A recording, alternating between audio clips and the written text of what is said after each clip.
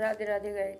आजकल आप देख रहे हैं कि कहीं भी देखिए आप, जिस किसी को देखो, घर में काम नहीं बन रहा है, कुछ भी दिक्कत हो रही है तो बस पितृदोष लगा है।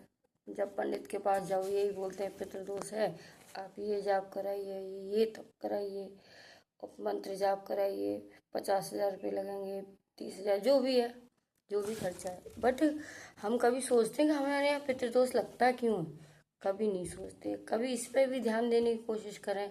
आप एक बात बताइए कि जब हमारे बच्चे को अगर कोई एक उंगली भी उठाने की कोशिश करता है तो हमें कितनी तकलीफ होती है।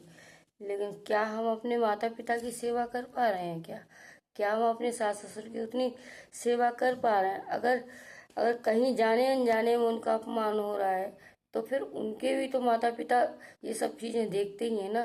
तो जब हमें अपने बच्चे को देख के बुरा लगता है तो आप विचार कीजिए कि उनके जो बुजुर्ग हैं, उनके मित्र हैं, तो उनको भी तो अच्छा नहीं लगता होगा ना जब उनके बच्चे दुख दुख पा रहे हैं। यहाँ हर वृद्धाश्रम में जाइए आप, एक नया वृद्ध माता या पिता रोज आते हैं। क्यों क्यों आते हैं? क्यों ये दिन आ रहे हैं कि आज बुजुर्गों को घर में नहीं रहने को मिल रहा? क्यों? क्या समय तो कभी था न है न होगा, लेकिन उस चीज को हमें बदलना पड़ेगा थोड़ा सा। आज इतने वृद्धाश्रम बढ़ रहे हैं कि जिसकी कोई हिसाब नहीं है? लेकिन कभी आपने देखा है किसी माता पिता को कि बच्चे को कोई वृद्धाश्रम, बच्चे को आश्रम में छोड़ने जा रहा हूँ? नहीं। लेकिन हर तीसरी माता पिता की यही होती है कि बच्चों ने निकाल दिया और आज वो घर से बाहर है। आप सोचिए, विचार कीजिए कि जब माता पिता को इस तरह भटकना पड़ रहा है तो क्या आपके पिता आपसे खुश होंगे? कभी नहीं, कभी नहीं खुश होंगे। तो आप घर में बैठे माता पिता की कद्र कीजिए। आप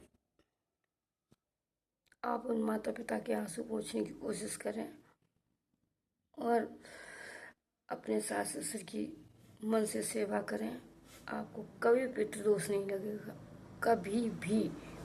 और पितृदोष लगा भी होगा वो भी हट जाएगा।